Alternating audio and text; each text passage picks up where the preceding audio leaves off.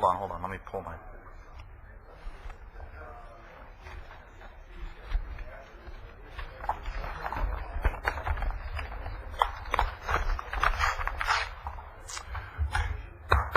Okay, let me call to order the Fox Canyon Groundwater Management Agency meeting for Wednesday, April 22nd.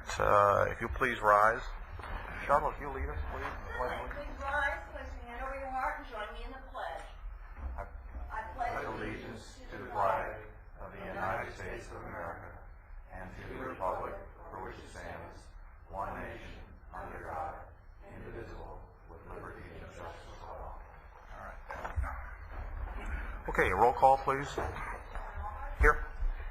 Director Craven? Here. Director Kelly? Here. Director Borchert? Here. Okay, I see Sam McIntyre is an alternate. He's here. And Dan Nauman's going to be here later, I believe. And I was told that Director Bennett is on his way, so we'll...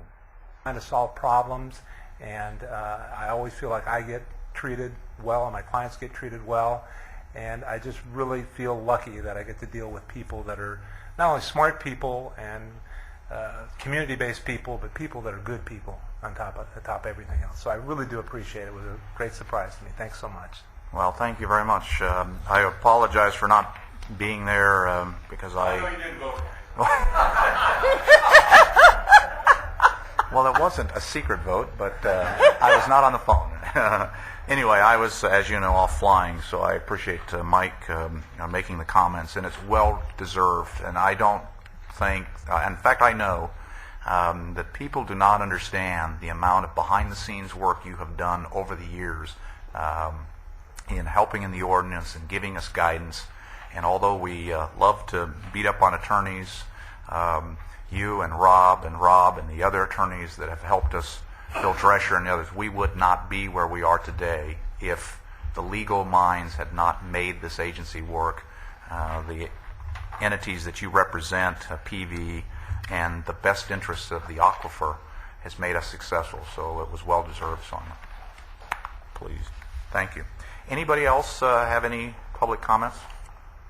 Okay. Board member comments. Anybody have? Mike? Not anybody? Okay. I was just Yes, going ma'am. to point out either here or under the minutes that it was a fairly short meeting last time. Yeah, well.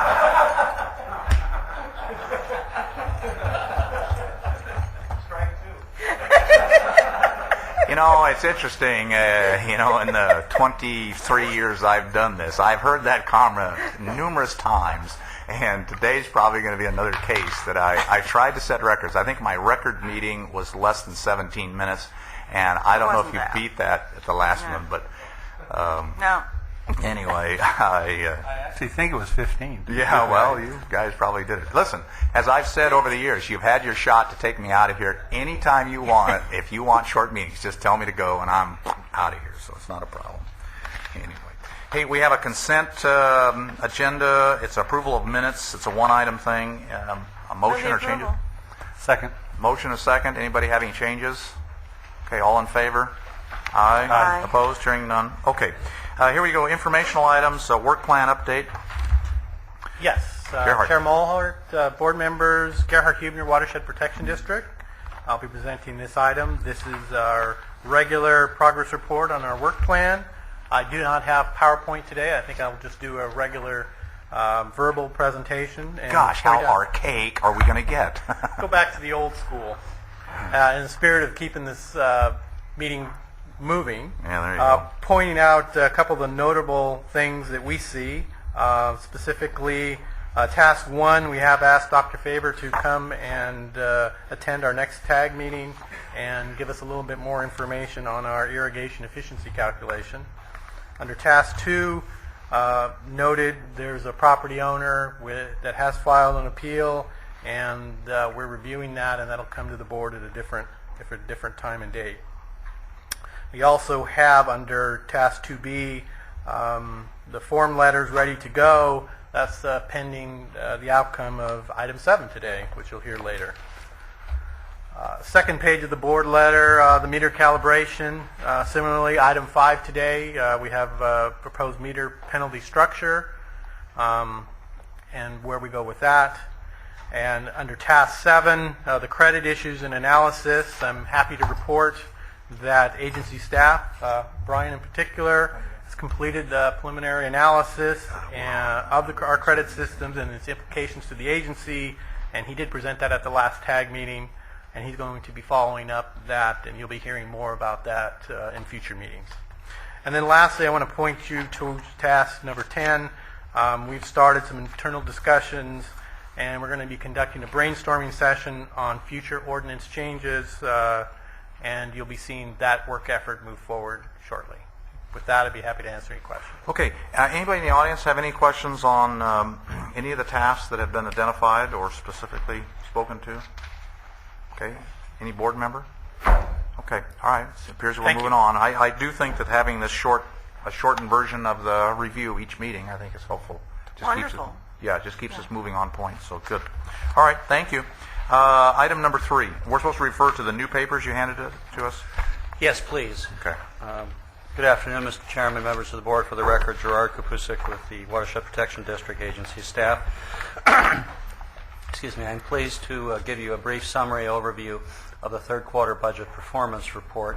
And I'd like to start by just focusing on the minor non-substantive corrections after the agenda was published, which were handed out.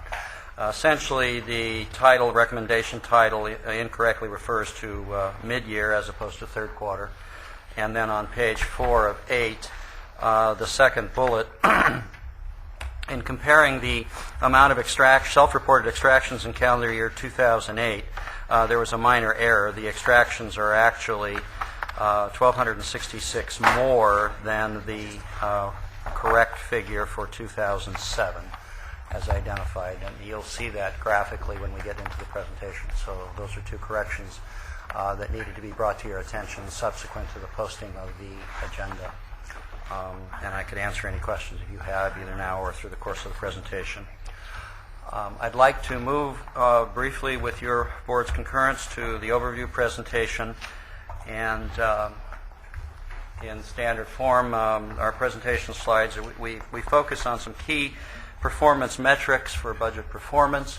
As your board is aware, essentially by the time March 31st, the close of the third quarter of the current fiscal year rolls around, the bulk of the self-reported groundwater extractions and hence pump charges resulting from those extractions are generally received by the agency.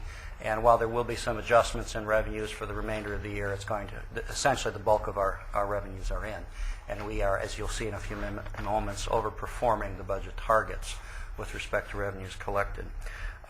So I'd like to just go through the graphs very quickly and then answer any questions that you might have at the conclusion.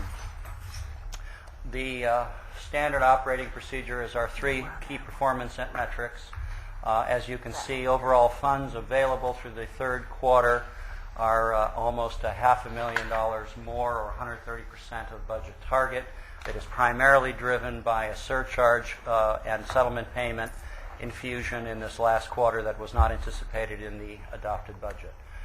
Expenditures are just over 100, or just not shy of 115,000 less of the budget target. The bulk of that is referenced by the fact that we've actually not had to draw on any of the 100,000 contingency that your board routinely includes in the above the line for unanticipated expenses. So that's primarily the reason, as well as the issue of the staffing through mid-year that we reported to you. Our new position, Brian, did not join us until later in the year than we had initially projected. And the consequence of the net of these two activities, funds available and expenditures through the third quarter, provides a revised year-end fund balance projection of just a little over $1.2 million, which is 163% of the target. So certainly very healthy balance sheet ending towards the close of the fiscal year. With respect to revenues, our operating revenues are essentially composed of 3 components: extraction charges, surcharges, penalties, and interests.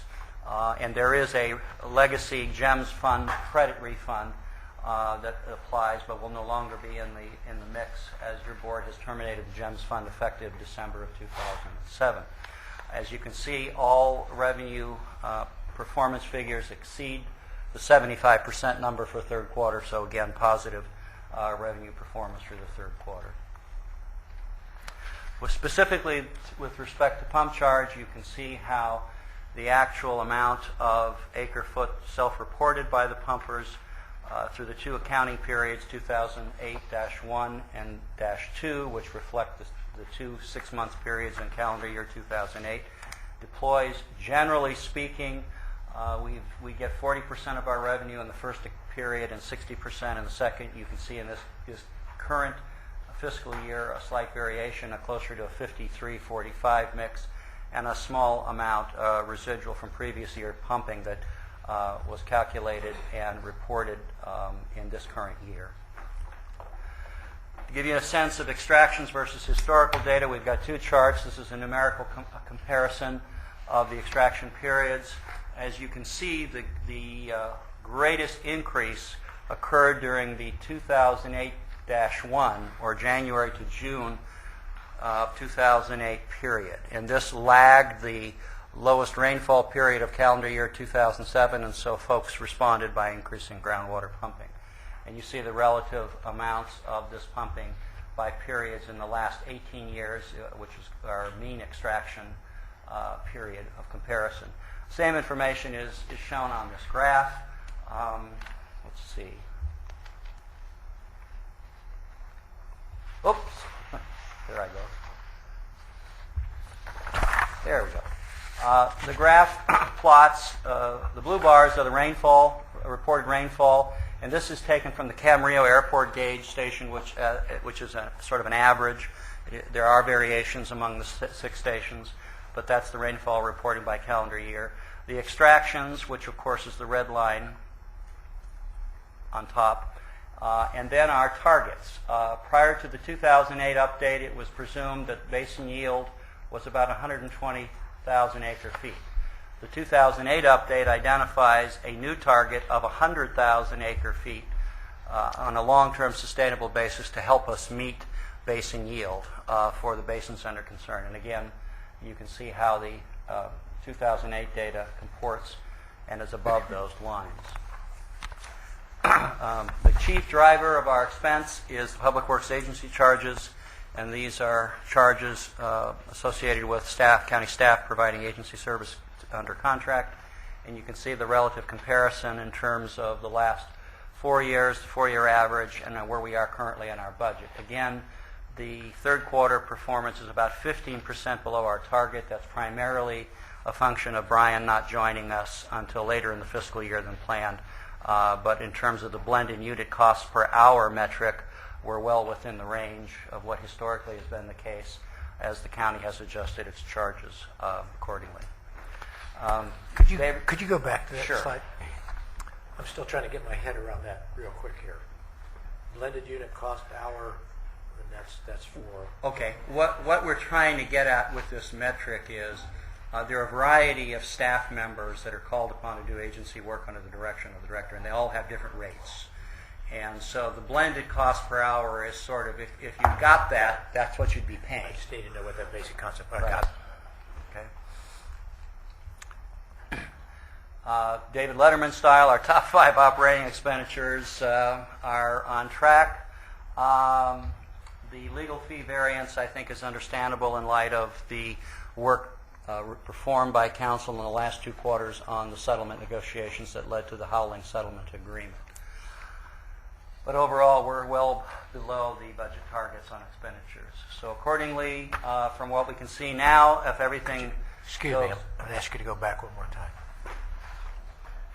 What's the 5th item, board member insurance payments? Essentially, that is the errors and omissions insurance that the district pays. Okay.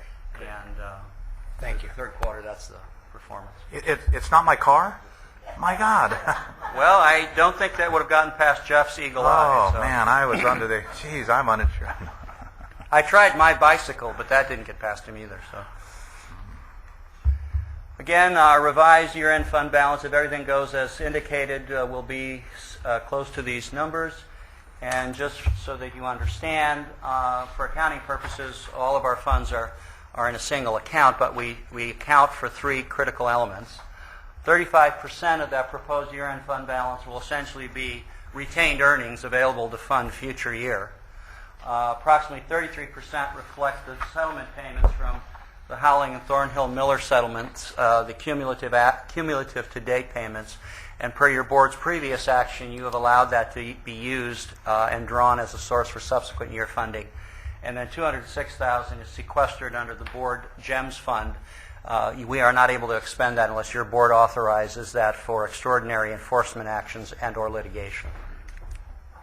I'm sorry to hit you with these questions, but Not a this problem. time it's just a math question.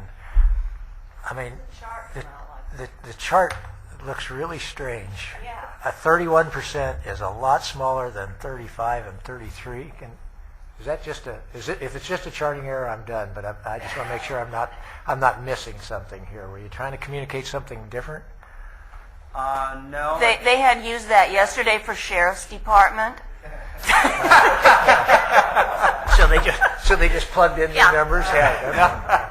Steve, what he's done here is he's copied Washington D.C. accounting. I see. No, Sheriff's Department was 56% yesterday, and they just used the same chart.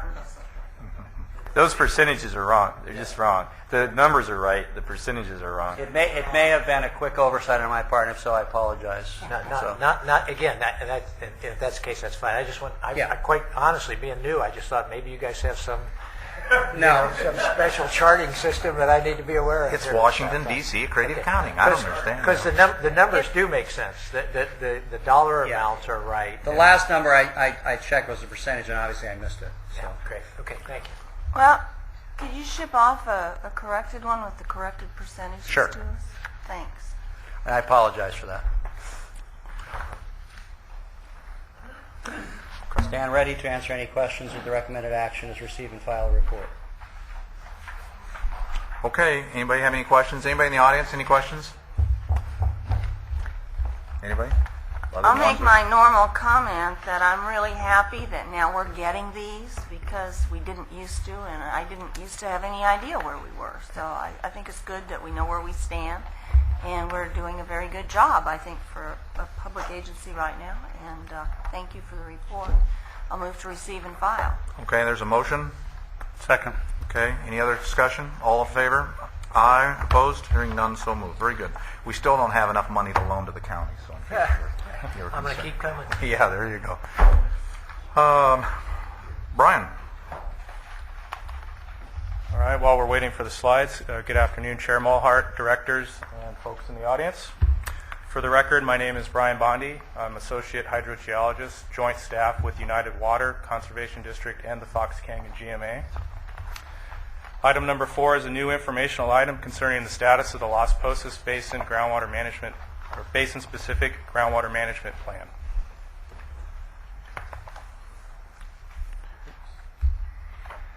A little bit of background. As you recall, your board adopted Emergency Ordinance D at the February board meeting. Emergency Ordinance D is specific to the Las Posas Basin.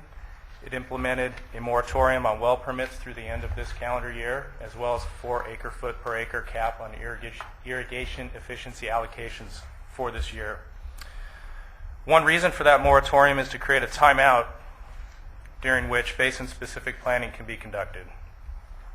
That planning is expected to ultimately lead to a basin-specific management plan for the basin. We expect significant progress on that plan this calendar year. And with that said, now I'll provide you with an update on those activities. Stakeholder discussions regarding the basin-specific plan were initiated at the March 2009 Las Posas Users Group meeting. At that meeting, the stakeholders discussed 2 main items. First, the group reviewed a list of basin-specific hydrologic and water quality characteristics that will need to be considered in the management plan. Secondly, the group discussed a brief list of high-level goals for the plan. The basin-specific characteristics that were discussed can be found on page 1 of item 4B in the agenda before you. That list was drawn completely from the 2007 GMA Groundwater Management Plan update in 2007. Those characteristics include rising groundwater elevations in the alluvial aquifer along the Royal Las Posas. Increased salinity has also been observed in conjunction with those rising groundwater elevations. That poor water quality is also recharging the underlying lower aquifer system in that area near the river. Over the past 40 to 50 years, the poor quality water in the shallow groundwater system has migrated westward and is now approaching or entering the northern part of the Pleasant Valley Basin. In addition, groundwater exceeding basin management objectives for chloride of 100 milligrams per liter exist in the area shown in red. That poor quality water has migrated northward from the South Las Posas Basin into the East Las Posas Basin and is now very close to Calleguas's southern ASR well field. ASR is Aquifer Storage and Recovery Project. In addition to these water quality issues, there's overdraft in the East Las Posas Basin. We have Calleguas's ASR project also in the basin, East Las Posas Basin. And in the West Las Posas Basin, we need to recognize that this part of the basin is cut off from the recharge that occurs along the arroyo by some sort of geologic structure, probably a fault. The basin plan also needs to consider the fact that groundwater does flow in to some extent from the Oxnard Pressure Plain Basin into the West Las Posas Basin.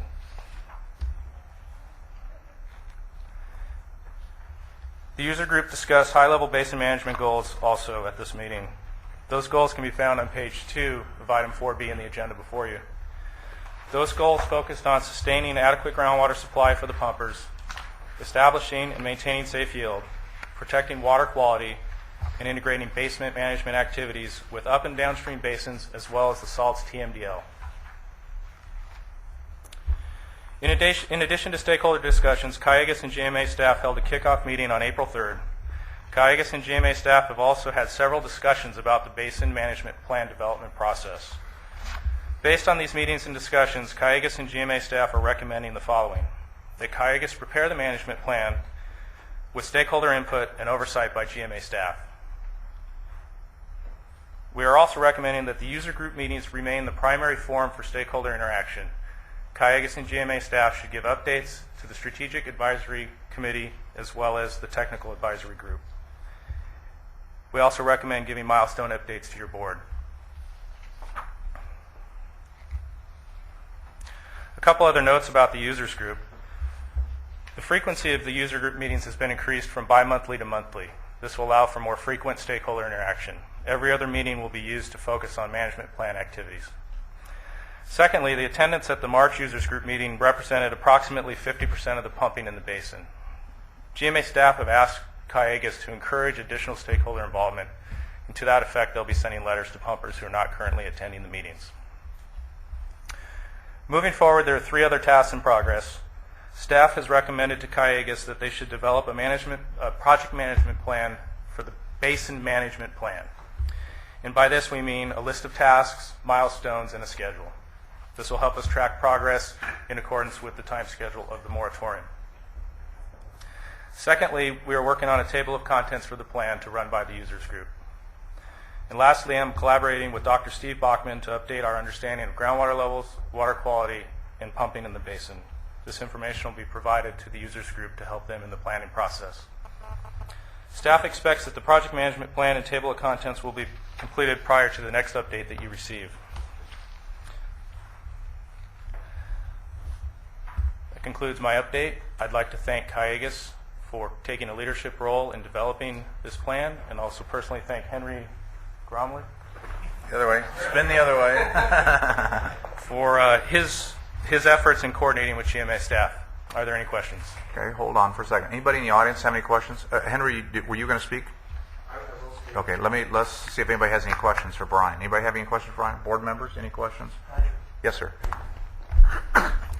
You mentioned that the hydrologic connection between the Oxnard Pressure Basin and the West Las Posas Basin. There was a flow in from Oxnard to West Las Posas.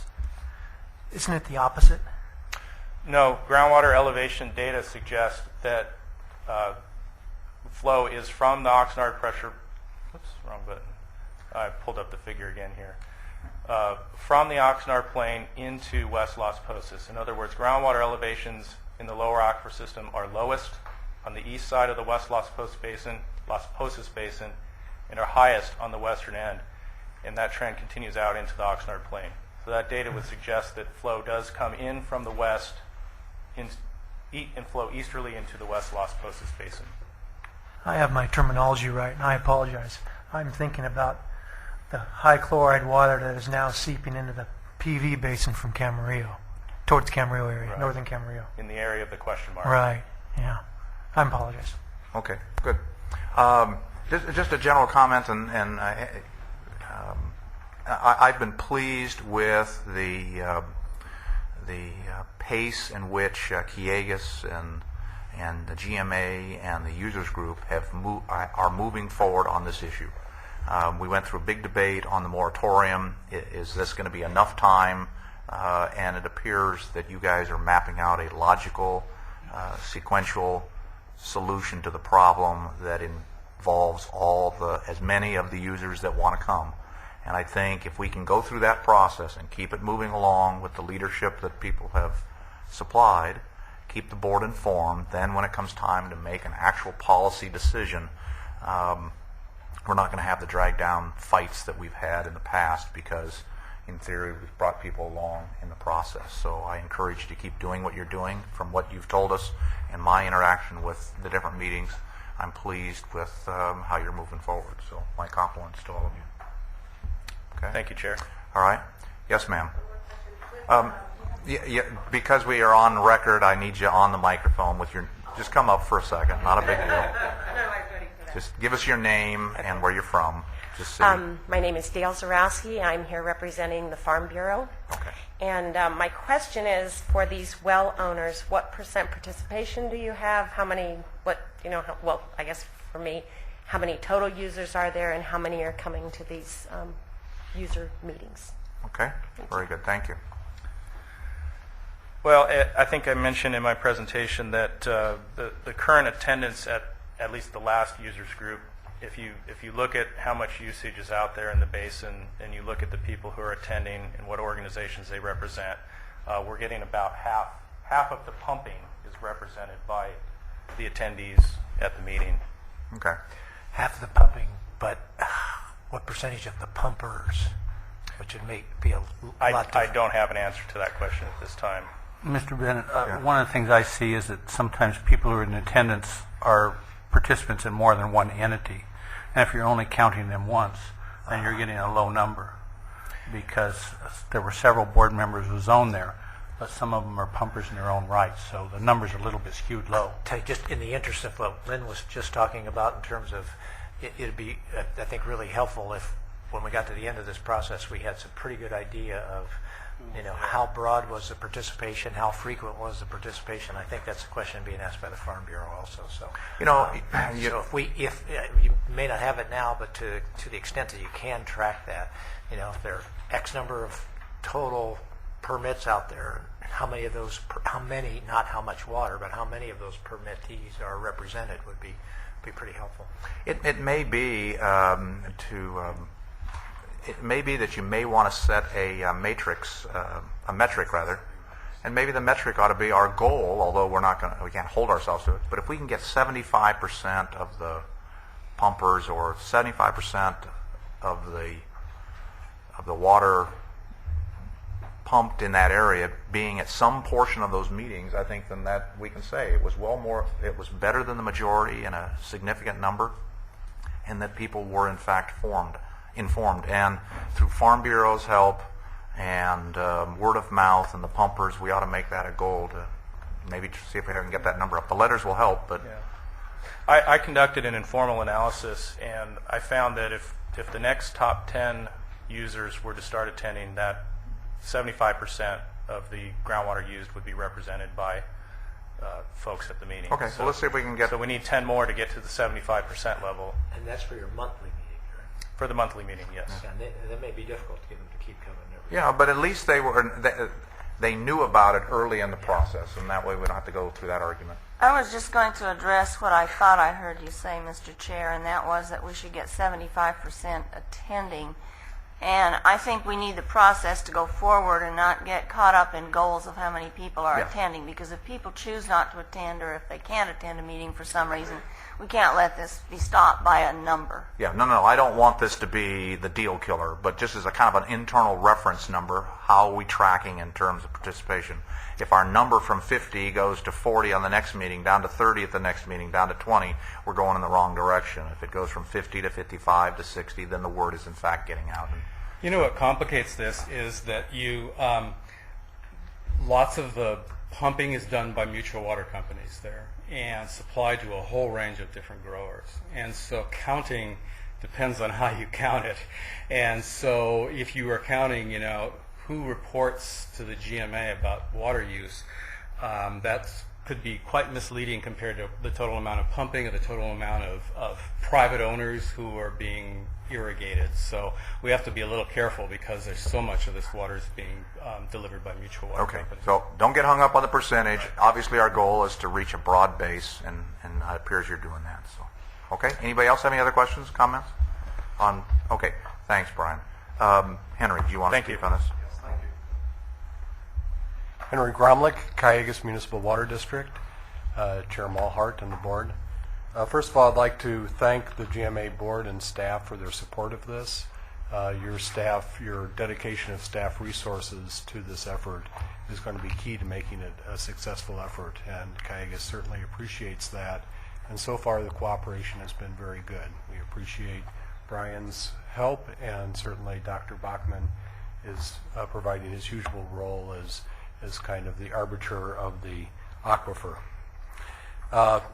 In terms of what we've been doing so far, in your packet today you'll see a kind of a discussion paper approach, and we intend to continue with this, which basically provides capsule descriptions of the key issues that we're going to be working through. And this both provides your board and the Technical Advisory Committee, the Strategic Advisory Committee, and other stakeholders with kind of a news of the progress, kind of a very short and easy to digest way to work through the various difficult issues that we have before us. I think that overall this has really helped in terms of the consensus building. Just in the 2 meetings that we've had since the announcement of the moratorium, I think we've had very good discussions in terms of not only testing what we understand as the expert point of view of how the aquifer works, but also hearing from stakeholders their own personal experience and their own personal pieces of knowledge. And I think at the end of the day, we're going to be able to assemble all the received knowledge that we have on the basins and add that to practitioner knowledge to really come up with a workable plan. The GMA's role in this has provided, I think, unprecedented transparency and oversight. And for that, I think we are very grateful. I think it's, as you have expressed the concern already, this is going to be essential in terms of the credibility of the final project. And then finally, in terms of the participation, it's our intent not to rely solely on these meetings to be able to develop and involve stakeholders.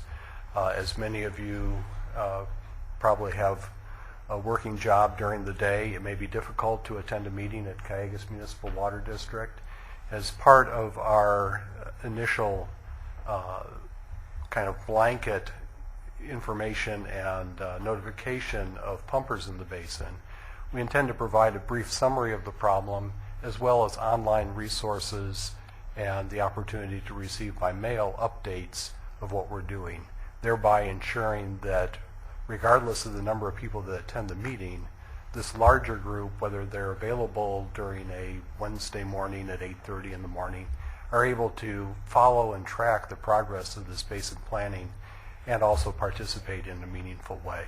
So we hope that this will address the concern that your board has expressed today. In terms of the probable outcome, I think in working with GMA staff and Dr. Bachman, I think we have a pretty good approach. One of the things that is becoming clear is that this will probably not be the definitive once and for all time description of how these basins work.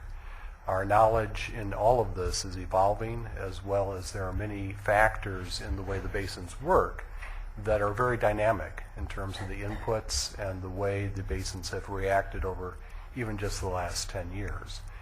And what we anticipate we'll have at the end is a water budget that will have a preliminary quantification of what water can be used, a institutional approach for how to allocate that resource, an approach that will deal with the reclamation of supplemental water through this kind of saline intrusion that you've seen demonstrated, and finally a monitoring and a research agenda for the future, which I think is going to be necessary if this is going to be a living plan, so that we can continue to refine and adapt the management plan as we gain more knowledge. So again, I thank GMA's participation, and we look forward to this process as we move forward. Okay, great. Anybody have any questions, Henry? Members? Okay, thanks for the update on that. All right, let's go on to the receive and file, I guess that's what we have. So moved. Second. All in favor? Aye. Opposed? Hearing none. Okay, very good. Thank you. Meter calibration penalty structure. Let's talk about this one. Good afternoon, Chair Mulhart, members of the board. For the record, my name is Rick Virgutz, and I will be presenting this item today. I have a quick clarification to make before I get started. Some of you may have noticed that there's a reference to a March 3rd form letter in the staff report. And in that form letter, we say that well owners and operators would be required to pay the non-metered water use fee starting January 2009. You may have noticed then that you don't see that reflected in the resolution. And I just wanted to tell you that that's not something that we've abandoned. It's an approach we still want to pursue. But we thought the resolution would be cleaner to strictly focus on the civil penalty aspect of it. So let me begin with that. Ordinance 8.1 requires each owner and operator of an extraction facility install a flow meter. There's two exceptions. One is if the well is operated less than 12 hours per year, a meter is not required. And those are called inactive wells. And if the well supplies a single-family dwelling on 1 acre per less with no income producing operations, that well would not require a meter. Over the last 2 years, efforts have been made with the meter calibration program to get meters calibrated, and Resolution 2008-04 provided some additional clarification on what was required for meter calibration. We've sent 3 letters, April 2007, July 2008, and March 2009. Early this year, the board directed us to send a more strongly worded letter to the owners and operators that have not complied with the meter calibration requirements, and so we've completed that. To date, 169 wells still require meter calibration. That's about 105 owner and operators that own those 169 wells. We estimate 630 wells are required to have flow meters, and our reports that we've been receiving and logging tell us that 486 of those wells now have properly calibrated flow meters. So the percent compliance so far is 77%. Of course, our goal is 100%. So one of the reasons we're here talking about this today is to explore what else we may be able to do to gain compliance. So some well owners have invested the money to comply with the meter calibration requirements. Generally, it's a capital outlay of $500 or more. That would include having a meter calibration company come to the site, test the well, in some cases disassemble the well, repair the well, time and materials, those types of things. In many cases, we think that the fee is, or the actual cost of compliance may be more than $500, especially for some of the larger flow meters. Of course, non-compliance, there is no capital outlay at this point. so $0 for non-compliance. In order to gain compliance, it may be appropriate for the Fox Canyon Groundwater Management Agency to levy a civil penalty. It's not being done to raise money, it's being done to encourage compliance. Resolution 2009-2 that we're presenting today is very straightforward. It says that if by June 15th, 2009, the required meter calibration is not complete, a $500 civil penalty will be assessed. And the way we plan on doing that is within 2 weeks of adoption of the resolution, providing the board adopts the resolution. We would send a notice to the owners and operators who have not complied. The notice will inform the owner and operator of the board's decision and the June 15th, 2009 date.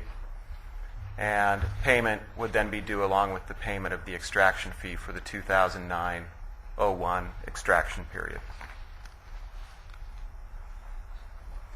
So 77% total compliance so far. We desire to have full compliance with the calibration requirements. We believe a $500 civil penalty is equitable and should be sufficient to compel the non-compliant owner-operators to comply with the requirements.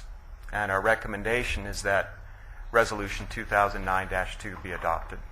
So this concludes the slide portion of my presentation, and I'm happy to answer any questions you may have. Okay.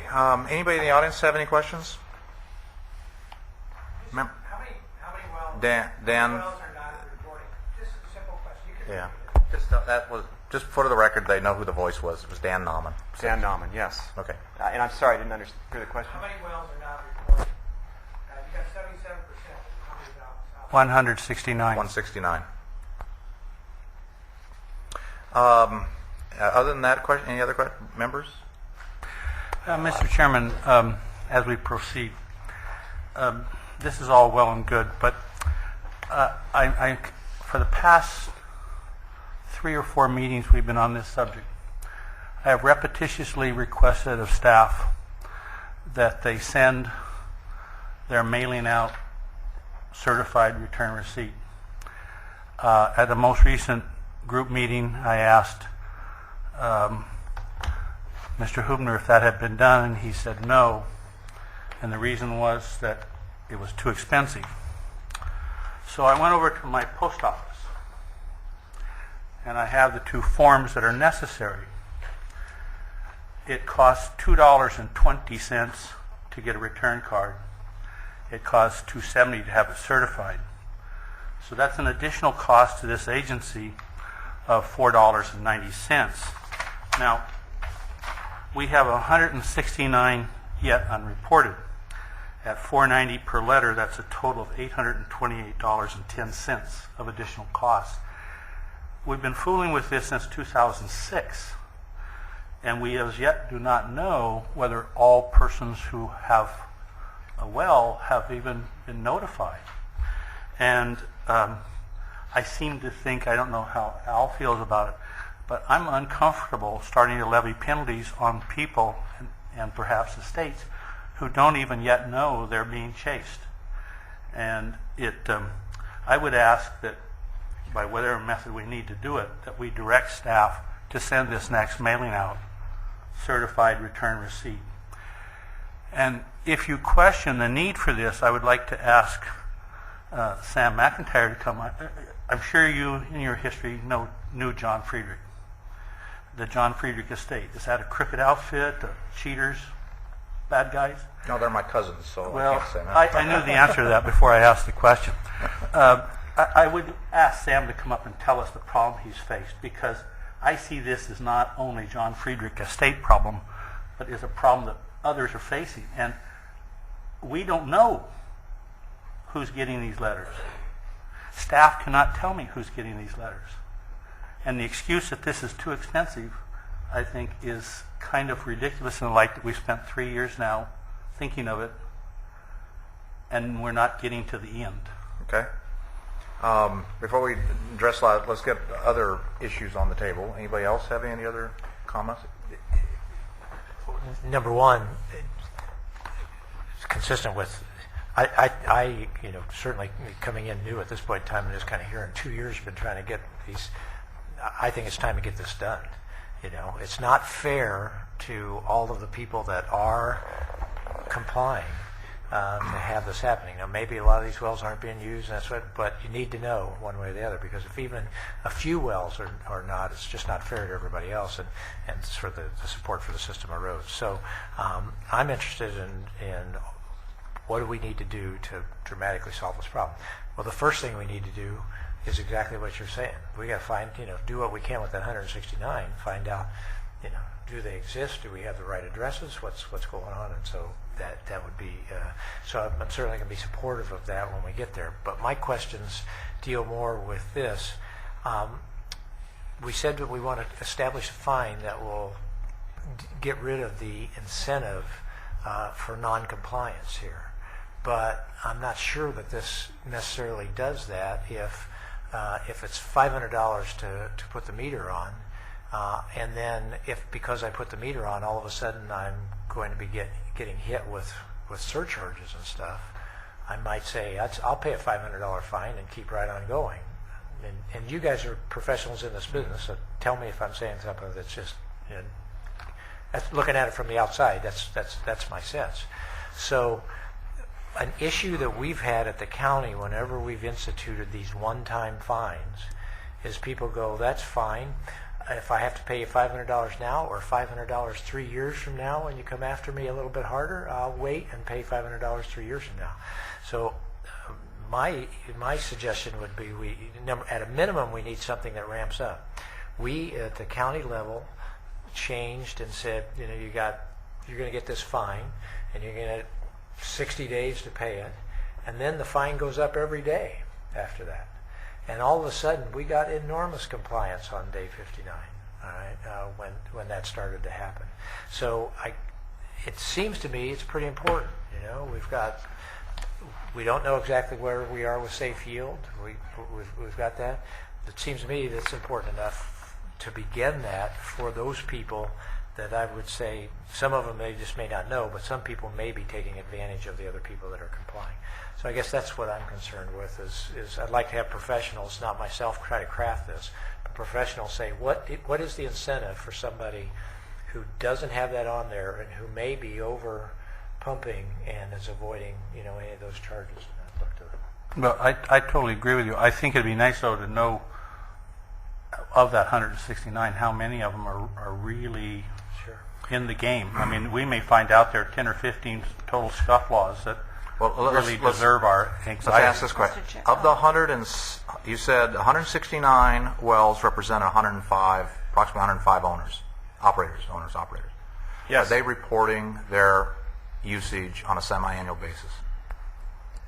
Yes. Okay. So they know who we are, and they've gotten and we know who they are, and they've gotten our mailings for the last umpteen years. The Correct. agency's been around for 20 umpteen years.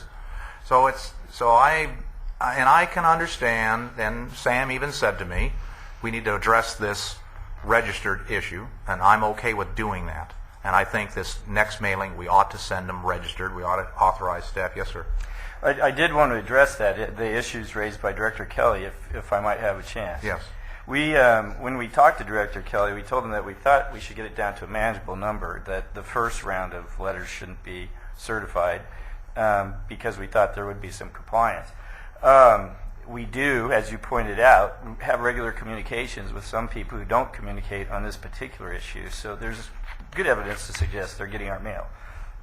And to answer the first part of the assertion, no, not everybody who owns wells is getting a letter, because as we pointed out to your board in the past, we know there's significant evidence to suggest there are a lot of wells out there that aren't reporting, which is another issue, but it's clear that not everybody who owns a well is getting a letter. So those are being attacked on parallel paths. Okay, but given the fact that this particular item we're proposing to levy a penalty, it is within the staff's capability to send these as registered letters. Okay, so we can take care of that. So let's... Could I ask Mr. Pratt a question? That is, Jeff, of how many more then are there that we may have well numbers on yet that you don't know who the owner or who's operating that well, or if that well's operating, because I had been given the impression that this 169 included some of those wells of which we did not currently have access. We think that there are at least 60 out there, but remember the presentation that I'd have to go back to the presentation we gave you about 3 meetings ago, where we mapped out those Correct. that we had county well registration for, but no contact with the GMA. Right now, our best guess is 60. So it'd be 60 on top of this 169. Right. Okay. Okay. All right. Let's see if we can break this down. I think it's been the intent. Yes, ma'am. I just had a question in response to the supervisor's question. We're asking that people certify the meters, but then they're going to have to redo it. I mean, this isn't a once-in-a-lifetime thing. So it isn't like by skipping it this year, they're going to miss it, what is it, every 3 years? So it isn't a one-shot deal. At some point, it's going to be cheaper, even if we left it at $500 with a penalty every time they didn't recertify. It'd be cheaper to have it done. Let's see if we can. Pardon? Everybody has to recertify if they're using the wells. So. Wait, hold on here before we. Let's see if we can break this down into a sequence of tasks for staff to do. I think my impression is that we want compliance. Let's make sure we're all in agreement. We want compliance. Yes. We're okay with sending registered letters at this next go around. We got to do that. Could I comment on that? Yes, ma'am. If we're going to do that, it would be nice to get them out next week, because his numbers won't be valid starting the 1st of May. Exactly. Postage goes up. See, that was the fee. That was excluding the postage. The postage is another 42 cents, which goes to everybody. Okay. I was just some of looking the at the fees registration go up, fee. I believe this agency can afford $2,000 if they've ever got that number. Let's send out registered letters. So we'll do that. Second item. I agree with Steve. I'm not happy with the $500. We're charging right now, if you overpump, 1 acre foot of overpumping is $925. And we've got a penalty that is below that number.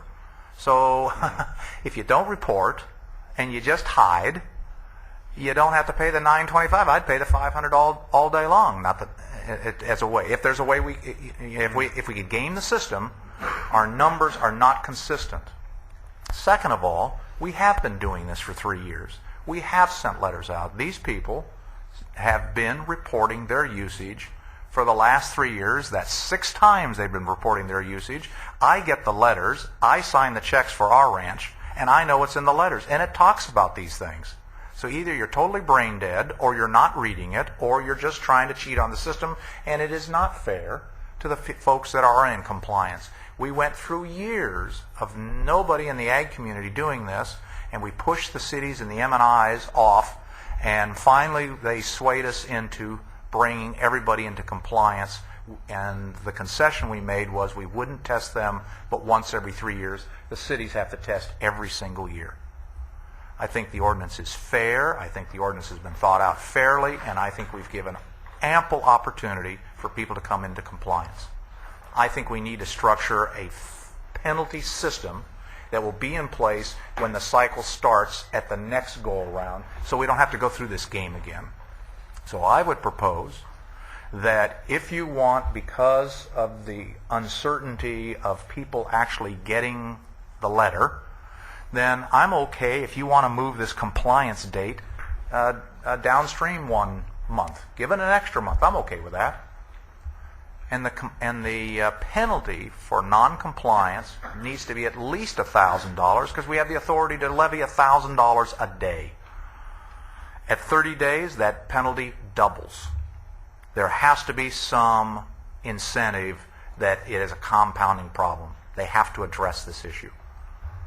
And I don't know what the county mechanism is, but I think you're absolutely right.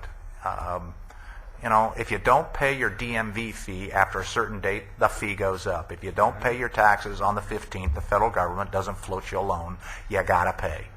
And I don't think that this fine that we're levying is out of whack with the cost that we're going to eventually have to get surcharges up to. The $9.25 I think we're at right now is probably a low number. I think we recognize that. Heck, we just had an operator send us a check for $400 and some odd thousand to pay for the overpumping, and that's a lot of money, and that check's going to come in. Without that check, our budget wouldn't be as rosy as it is today. Our intent is not to collect the money. Our intent is to change behavior. So we're going to have to look at changing that surcharge. I'm not opposed to setting this penalty at a high number now and ratcheting it up and doing it all in this ordinance, rolling the date another month, sending the registered letters, but we have to have compliance. And if the county has experience trying to collect this and that's the way it works at the county, it's fine with me. Mr. Chairman, how about doing the first one at the 500, 30 days later it goes to 1,000? And then 30 days later it goes to 2,000. I'm okay with that. I believe there has to be some process to get on with this. If I could just, I'm right with you with your frustration on this, and I hate the way that things get drug out sometimes. But if we're trying to set a policy that is for the future, then I would suggest our doubling takes place after 60 days. Theoretically, if for some reason somebody didn't receive that letter, their attorney just kept throwing it away, or whatever possible excuse could be brought up, the registered mail solves that problem. Now they have 60 days to get their either meter installed or tested, at which point then their fee is doubled. If that's something we could institute for the next 20 years in this agency, I think that's reasonable. Even though we're interested in trying to move this forward very quickly, I think we need to I'm okay. be a little I'm okay to conservative. any variation of what I've proposed or what Steve proposed. What I do want to do is get off of a single $500 fine that we still don't have the ability to collect. And I'm okay with the registered letter. I'm okay delaying it a month. I'm okay with starting at 5 and doubling it. I'm okay with going, whatever you guys want to come up with, I'm open to. But I think we need to come up with that plan. I'd just like to suggest that we just craft the motion fairly broadly and let the professionals actually craft this ordinance and bring it back to us. I'll give you an example. One of the things in my head is I don't know whether you can permanently keep doubling and have the courts say that's legal. Al didn't even blink an eye. I'm sure you can. That's where I think so. At the same time, but you can permanently keep increasing, right? And so, rather than us try to craft any of the specifics right now, I think staff's heard pretty consistency, and I think the consistency would be, making sure we err on the side of caution in terms of notification and timing. That would be the 60 days. Making sure you err on the side of caution, but making sure that we err on the side of strongly incentivizing compliance, because the longer you wait, the principle we're going to have, the more you're going to pay. And I think with that, staff would be able to come back with that and then incorporate into the motion and by the way, this sending out this certified mail, we're only talking about mail. It's doing that to those people that haven't complied, but not to everybody. If we roll it back to staff to come up with changing the date if necessary, and changing the penalty structure, I think you're hearing from us that some kind of ramping up process, whatever. I see Al shaking his head no. So between the two of you, you have to tell us. We have the authority to levy $1,000 a day in civil penalties. So and maybe that's what we say. Every day you're out of compliance, it's $200. I don't know. Mr. Chairman, can we not, without specifying exactly, get our certified letters out, as Ms. Craven said, warning them that this is coming? Would that not? Until we have an amount. Al, talk to me. I think at this point the best idea would be, as Director Bennett suggested, is to direct staff to come back with a more detailed proposal beyond just a one-time assessment.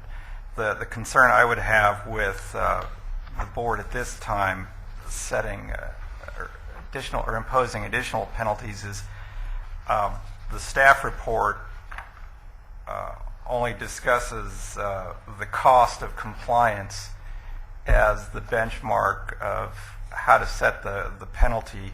There is the other issue of the benefit of noncompliance that may be gained, and that there's a disincentive that may need to be built into the penalty. But that analysis, I don't think has been conducted yet, and could, I'm sure, be brought back at the next meeting and keep the same deadlines in place, but have a more defensible approach in terms of how the board comes up with the appropriate penalty amount. Okay. I wanted to mention one other thing with regard to registered mailing. That's fine, but it's certainly not foolproof. And I have had the experience where people who are trying to avoid getting letters will deliberately not sign a receipt because they know what the letter is. And so typically I would send the letter both regular and certified to cover both bases and make it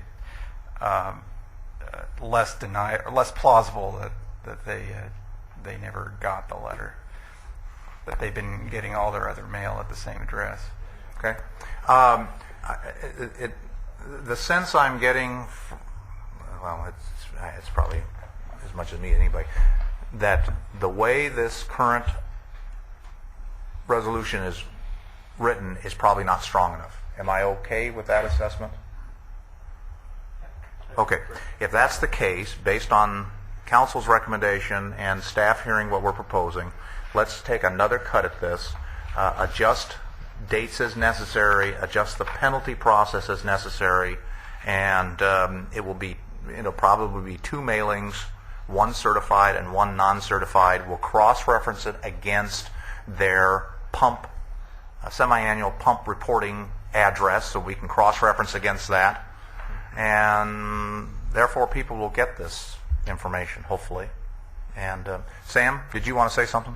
Yeah, you got to come up. Dan Nauman was very tired and he didn't want to come up, but Sam is okay to come up, so I noticed this. It's an age thing. Burwood Water.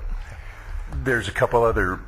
Number one, when they're mailed out, they're mailed to attorneys, to accountants, to farm managers, and some to owners. And we've run into a situation where there's been escrows and or to the wrong accountant. I think if you're going to tighten this up, you might want to look into all the ramifications where it goes to a ranch manager that was farming the ranch in 2007 but doesn't farm it in 2009. And when you go through an escrow, to the best of my knowledge, there's no place you report the change of address as far as the GMA is concerned. Am I correct in that? That's correct. It's not required by your board or any ordinance, so if you don't do it voluntarily, it doesn't get done. We're using the old address. Is there? Do we have any record of when the semi-annual reporting comes in to cross-reference that address? Can we reproduce those addresses and send them back to that? Whoever's doing the semi-annual report is obviously involved in it. Okay, but if a ranch changes management or is in escrow and changes ownership, a lot of times you'll change management. And maybe we're not as responsible as we should be, but sometimes those letters do not get mailed on.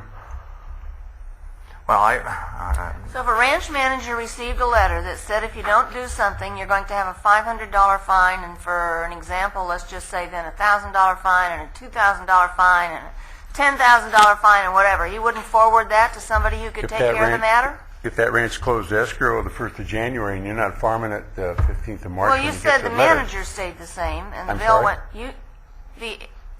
The example you gave is it might change owners, but the manager would stay the same. No. So if a lot of times the managers change when you change owners.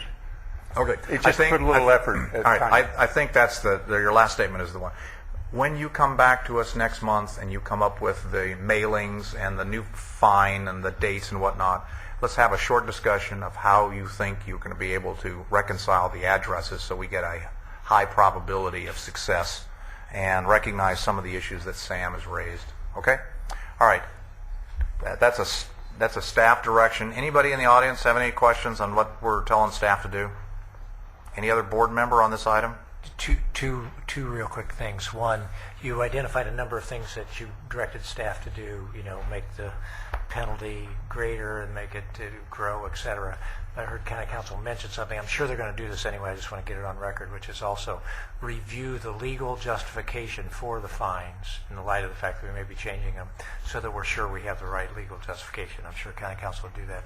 The other thing is, I know this will come back, but I would like to see this come back every month until we know where we are with this. Even if the update is this is what happened when we mailed out the letters, and that would let us kind of keep a little bit of spotlight on this.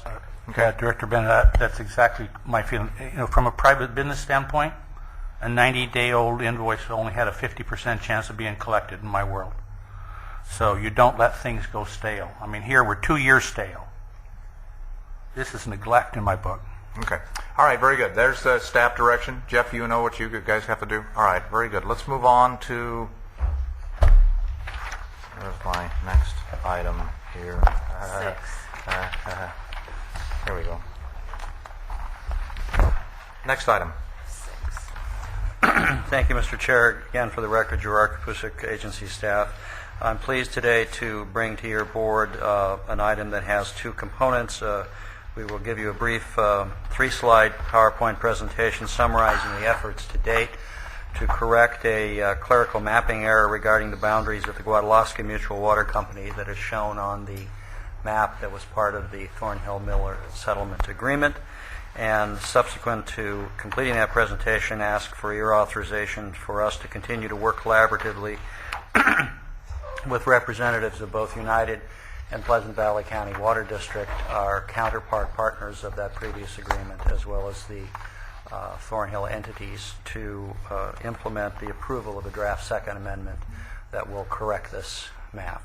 So that's why we're here today. I'll briefly summarize this. I do believe that, yes, Rob Sawyer, representing Thornhill entities, is here to answer any questions, as I think is Mr. Broom. Thank you, Mr. Chairman. Nicholas Miller, who is a... Can he come up? No. Rob, I got to get you on tape here. You know the game. We'll go back to the back. Thank you, Mr. Chairman and members of the board. Rob Sawyer, representing the Thornhill entities. Nicholas Miller, who is the son of Stephen Thornhill Broom Miller, is also a director, board member of the business entities that form the landowners, West Bay and Carlisle, that are part of the settlement. He's in attendance also today, and after Mr. Kapusik's presentation, I'll be available to answer any questions. Okay. All right. Super. Thanks. All right. Okay. If your board remembers, during the course of the considerable amount of time that we worked the issues that ultimately led to the successful resolution of the Thornhill-Mill settlement agreement, we reviewed a variety of maps and exhibits. And I'm going to just take you back to some very simple ones, which I think lay the groundwork to describe the error and how it can best be corrected. This shapefile shows what the agency and the county water groundwater section had shown as the boundaries of Guadalajara Mutual Water Company in the water purveyor inventory book that's issued periodically. This shapefile showed the boundaries of the Thornhill Mutual Water Company in that same purveyor book. So when we began our analysis of the geography of the two mutual water companies, this was our starting point of shapefiles describing their boundaries. During the 2006 calendar year, in cooperation with Mr. Sawyer and the agency, Jensen Design and Survey was commissioned to do a field survey of the parcels and boundaries in the respective mutual water companies. And the areas that are shown in white were areas the Jensen Design and Survey conformed based on records of research, evaluation, and site visits that were part of the Rancho Guadalajara Mutual Water Company that had not, for whatever reason, been identified when the water purveyor book had been prepared by county and agency staff.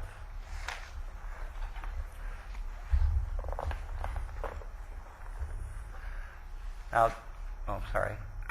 Now, the agency on the shapefile on the bottom, sort of the elongated square approaching a diamond, and the portion of the shapefile up here, which were parts of the Guadalajara Mutual Water Company identified by the Jensen survey, were eventually conveyed to public agencies, other than the GMA or United or Pleasant Valley.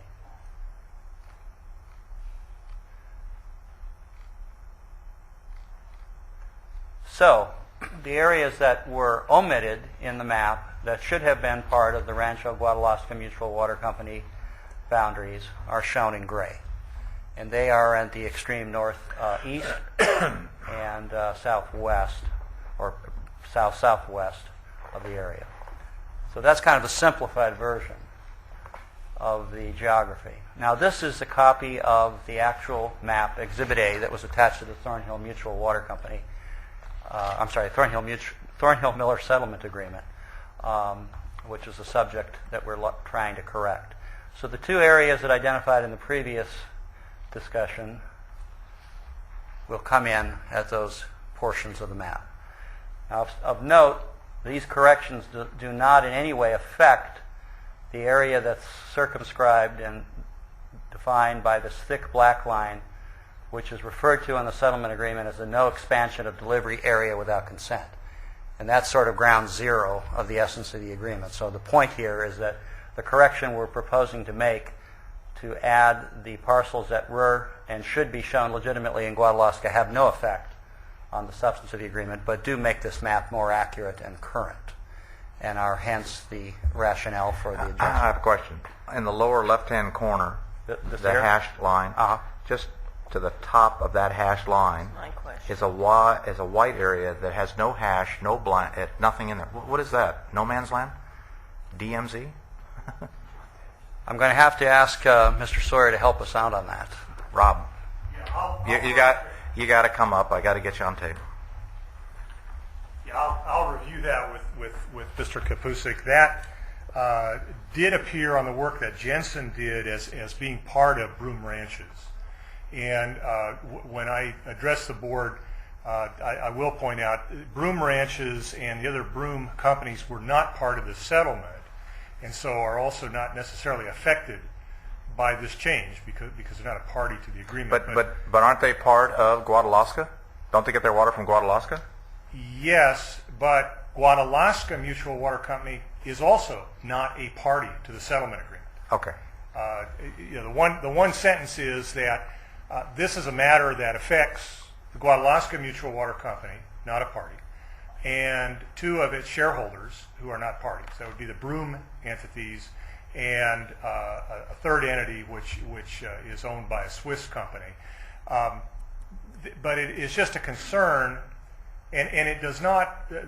This agency is not affecting in any way Guadalajara's operations. It's just a concern that the settlement agreement is part of a long paperwork trail of the history of the area, and a concern that it be accurate. Okay. All right. So the conclusion then of our presentation is that we're asking that upon answering any questions, you authorize us to work collaboratively with our two partners and with the Thornhill entities to finalize the Second Amendment and to show the correct boundaries of Guadalajara as defined. Okay, if I can summarize what I think that's being said is the boundaries were not correct to the full extent of Guadalajara's service area with reference to this settlement. However, it doesn't change the base boundaries, which were the key to the settlement, and therefore it has really, it's an administrative cleanup more than anything else. There's no substantive change to the settlement that we worked out. Is that a fair statement? Is that a fair statement, Rob? Yes. Okay. All right. So you're asking us today to approve the Second Amendment Thornhill Miller Settlement Agreement, which in effect in legalese outlines this. And Al, I assume you obviously have been a party of drafting this? Mr. Chair, if I may, you're just a little ahead of the game. What we're actually asking you to do is authorize us to wrap this up with United and Pleasant Valley and council, and then bring back to you an approved agreement by those parties before your final ratification in 1 or 2 meetings. Okay, so, all right, I'll restate my question then. Al, is this the verbiage that you're okay with? Yes. Okay, so what you want us to do is authorize you then to present it to United and PV to get their concurrence, and once everybody buys into it, then we'll do the formal signing. Is that correct? That's correct, because of the way the original agreement was structured, requiring their involvement and Okay. buyout. So All right. moved. All right, a motion? I was given the impression Mr. Saperstein might have some comments. Is that true? Did you want to? All right, well, let's I'll do that. withdraw the motion. Okay. Rob, I'm talking to both Robs. Hold on a second. Rob, did you want, is my summation correct, what they're asking? The verbiage, all of you guys have looked at the verbiage is right, you want us to send it off to United and PV, and then we'll act on it? Is that what you're asking?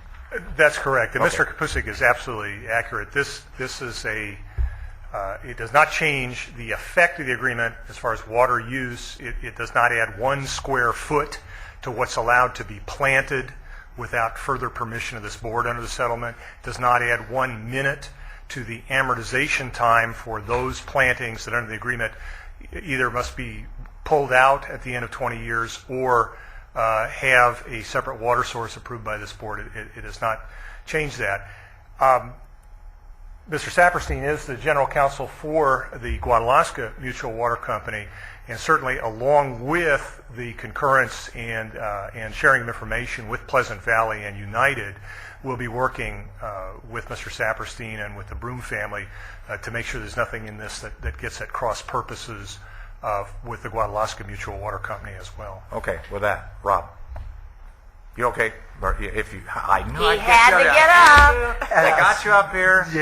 You ask once, I can stay back there. You ask twice, I can't. Rob Saperstein, this time for Guadalaska Mutual Water Company. And I hesitated even with John. I've ran into Tony Waters probably 3 or 4 times in the past couple months. At least a few of you might remember. Oh, yeah. And he just can't help. He'll sit me down. What's going on at the GMA? And he was shocked to know that you're still here. Yeah, well, I'm shocked too. I mean, good golly. He's been retired for a I'm long not sure time, that's and his good or bicycle bad. and everything else, and I'm still here. There's a message here. So the request from the Broom family and Guadalaska Mutual Water Company is just a matter of process. This came as a bit of a surprise to them, seeing it first as a part of the agenda and seeing Guadalaska's name plastered all over the agenda item without having been contacted before it landed in the agenda package. Okay. Understand it's just at least the intention is it's just an administrative amendment, but they're not a party to the agreement. The other 2 shareholders are not a party to the settlement agreement, so they want the opportunity to provide some input. Separate issue, long and sordid history, the boundaries of Guadalaska Mutual Water Company, and Gerard knows that in trying to do the forensics and having an accurate map, it's not easy. So we need to be careful to make Okay, sure that. all right. But the way we're going about it, we're going to send it off to the other 2 agencies, then back. People have time to protest if necessary. Okay, yes, sir. Yeah, and I don't want to prevent you from setting a record for getting people Well, out we've here, already but, blown through that. So We're not going to make a long record today. Because I don't get down here that often anymore since I switched positions, I did want to thank Gerard for his accommodating me in terms of getting together with him on my schedule, going over this stuff, and the amount of work he and the rest of the staff did on it. It is interesting that 100 years ago, the founder of this family, Thornhill Broom, owned 22,000 acres in the Las Posas and the Malibu Mountains. And the water company was formed in 1969, prior to the formation of this agency, and essentially took what had been Thornhill Broom family properties, still owned by the family at that time, and a map that was done as part of a division of the property in the early part of the 20th century became the reference in the Mutual Water Company's bylaws. Take what we now have, which Mr. Kapusik has gone through and verified ownership and that sort of thing. I'm sure this board has recognized it very recently. John Spoor Broom, one of Thornhill Broom's direct descendants, passed away. Father of John Broom, who's been, he and his son Alden have been running Broom Ranches. And John Spoor Broom was a real pioneer in the family in terms of involvement in agribusiness and community service. And This is not intended as any kind of slight to any of the younger generations of family, but they do not make them that way anymore. So Yeah, right. I thank the board, by the way. Thank you. Okay. We need a motion. I will move staff recommendation on this. Okay. Motion to approve staff recommendation? No, second. Second. Second. Motion and second. Anybody else for discussion? Any other board member? Let's do it, since it's a part of a legal settlement here, let's do it as a roll call, please. Chair Mulhart? Yes. Director Craven? Yes. Director Bennett? Yes. Director Kelly? Yeah. Director Borchert? Yes. Okay. We've got number 7.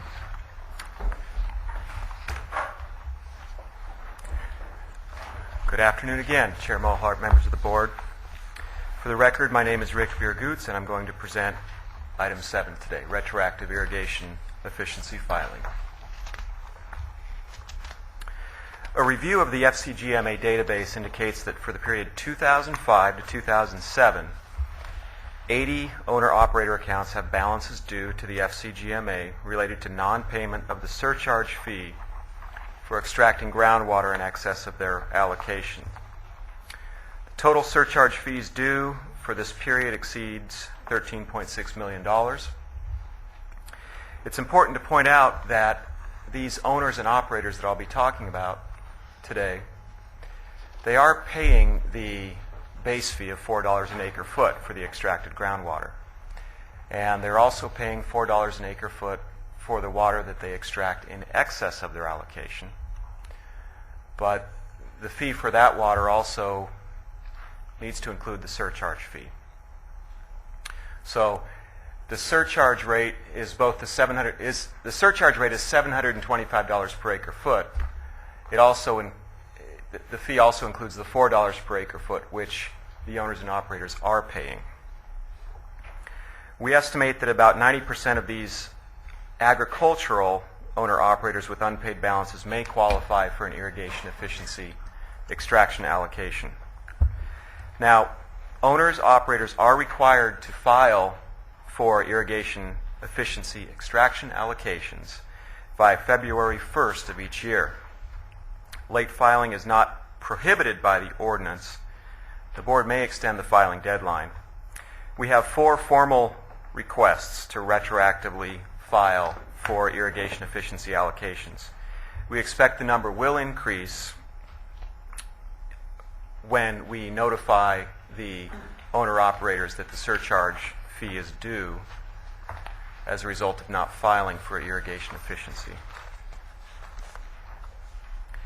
In some cases, surcharge fees are uncollected prior to 2005. These remain on the books. Council has advised us that collecting these fees from 2005 and prior is not likely, simply due to the amount of time that has passed. The next slide I will show you contains a table which details the surcharges. Of the 82 owners and operators owing surcharge fees for the period 2005 to 2007, 2 are already settling up their accounts to pay for the fee. 80 remain that owe surcharge fees. To my knowledge, none has come forward to pay. Now, 72 of the 80, you'll see the line down there here under agriculture, 72 of the 80 are agricultural operators that have extracted more than their allocation during 1, 2, or even 3 of the years between 2005, 6, and 7. Of the 72, none has filed for irrigation efficiency extraction allocations for all 3 years in a row. You will see I also list 7 municipal and industrial operators that owe surcharge fees. We list them simply so you know of the outstanding balance due and to tell you that this is on the books and we will be sending them bills. I bring it up. These people are not authorized to file for irrigation efficiency.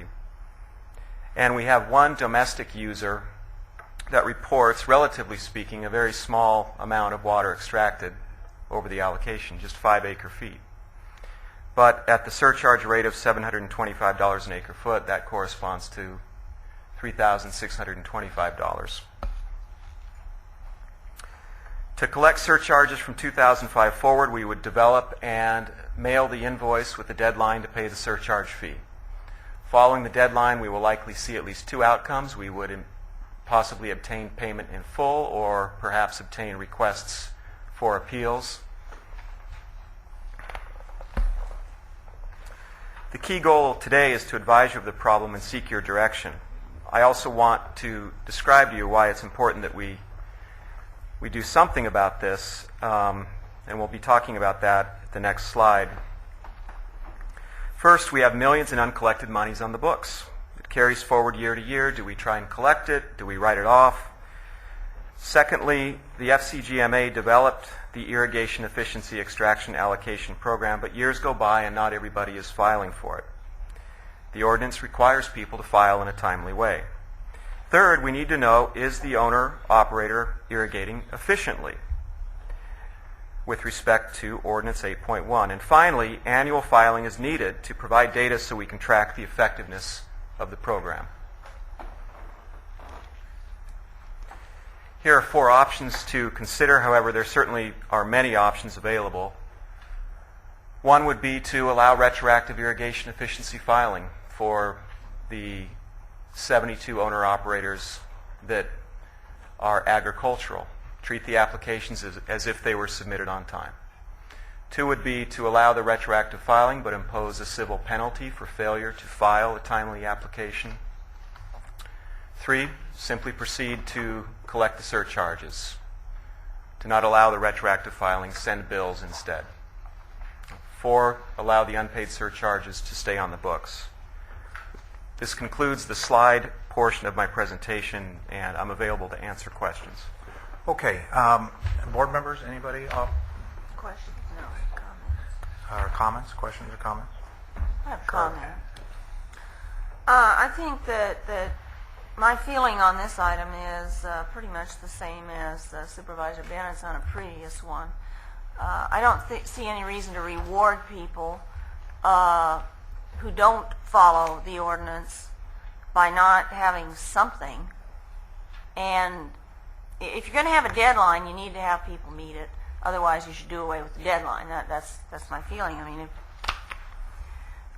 you can't say or else and not follow through with an or else. So I think that if we have a deadline, we should follow through, and number 2 would be my preference here. That's my only comment. Okay. Steve? Thank you. Yeah. I'm pretty supportive of the same thing. I would like to take this opportunity to just say I realize that Fox Canyon is sort of transitioning to sort of more accountability and all of that, and I think that's in everybody's best interest. Again, to allow, it's the exact same argument as before, to allow some people to not pay their surcharges or to not have to file and do the things that other people do, we will start to disincentivize people for cooperating. That's the last thing that you want to do. But the new thing I'd like to add is how important it is. They've listed some reasons why you need to do this, but I'd like to step back more globally. How important it is that we actually make sure that we're doing everything rationally possible to properly manage this aquifer. Because if it goes into overdraft, if we have big problems, and there's the possibility to lose control of it. There'd be a real public outcry, since we have municipalities that believe they're banking water in the aquifer and all of that stuff. This could become a huge issue, right? And I think so. I feel a greater sense of urgency that we have to get going, so that we can demonstrate, hey, we're not having those problems out there. The other reason I feel a sense of urgency is I think oftentimes things kind of limp along, and you don't realize, and all of a sudden there's sort of a sea change in terms of something happened. I mean, look at the housing crisis. It just all of a sudden exploded on everybody. There are new ways to pump water. There are new demands. We're starting to see some people coming in saying, you know what, it's just going to be for us the cost of business. The water, the product that I can get from this land is worth all the surcharges that I have to pay. And all of a sudden you could have a tremendous amount of over pumping because somebody's found a way to economically make money off of that. And those are all sort of general concerns of mine that give me a sense that we need to have a real sense of urgency in terms of trying to do this. So for me, what's more important is to make sure we get something tight for the future and fairly clean up the past in a way that doesn't hinder you from being tight in the future. And so I like what Charlotte said. I don't think you let people completely off the hook, but I would be willing to take the retroactive IE filing. I mean, if you were just trying to make money or whatever, you'd go to 3 and just start pounding away on $13 million. That's not the point. The point is to get the basin where people everybody reports, everybody trusts the reports, everybody, knows what's happening, with the basin because it is now a collective resource that everybody has to protect. So what's the best way to get there in the future? So it seems like 2 makes sense, but the devil's in the details like so many things. Okay. Mike? I'm concurring completely with Supervisor Bennett and Ms. Craven. The one thing I would like to ask Mr. Vergoots, and that is how many of the 80 in this group cross-pollinated or over in the 169 group? I don't have that information, but let me get that for you. I can tell you that 42 of them are operators that only have irrigation efficiency extraction allocations. The others have historicals. But I'm sorry I don't have that information. The other group being, of course, the people who are ignoring the meter issue. Right. So, let me, if I may, I'll cross-check that. Because I go back to the issue we had before, and I'm sure everyone in this room, they wouldn't be here if they weren't trying to comply in the best of their ability. But we may well have some people in 169 that do not have a meter at all. It's possible. And that may well be why they haven't bothered to want to talk about it. And it's not to our benefit, as Supervisor Bennett has pointed out, to allow this stuff to go along. Secondly, or the last half I would say, is I would ask, Mr. Chair, that as we proceed on this is now a new issue that we're pushing forward. Let's show some of the same aggression we have developed with regard to the meters. Let's just put it in place now with regard to the firmness and discipline that we do as far as noticing people and having date certain, time certain deadlines. Thank you. Dave. My first question for Rick is how many of these accounts are pre or prior 2005? These long-standing. Do you have a number there?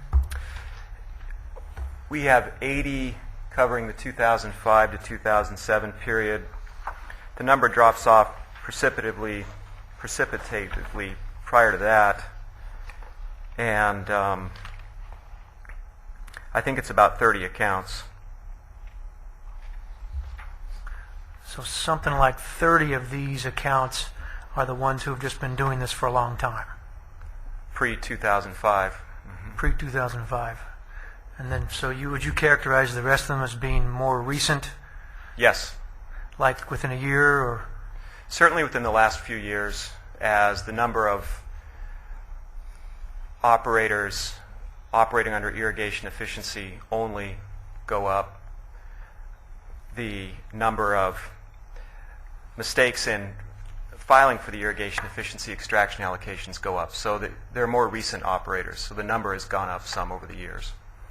My point being is that even though we all in this room have a pretty good understanding of when and why you should apply for irrigation efficiency, I would assert that there are probably owner-operators out there who just routinely fill out their applications and maybe have an office person or a bookkeeper doing that and don't pay much attention and just write the check.